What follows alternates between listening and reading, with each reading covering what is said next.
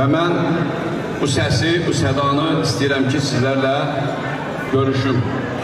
Və böyük məmnuniyyətlə Nişanə xanım Baxışova, muğam müsabiqəsinin laureatı.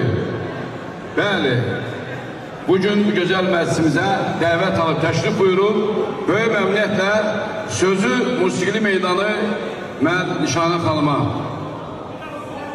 verirəm.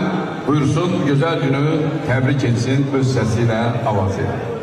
Teşekkür ederim. Var olasınız. Akşamınız hayır olsun. Her biriniz hoş gelmişsiniz. Sefa getirmişsiniz. Biz de öz adınızdan tebrik ederiz. Allah xoşbəxt eləsin, yar-yandan olsun. Hər iki tərəfə də göz aydınlığı verir. Maşallah, bu günləri Ağsu toyundayıq. Qadoyalarım, Şirvan toyuda. Bütün qonaqlarımıza xoş gəlib.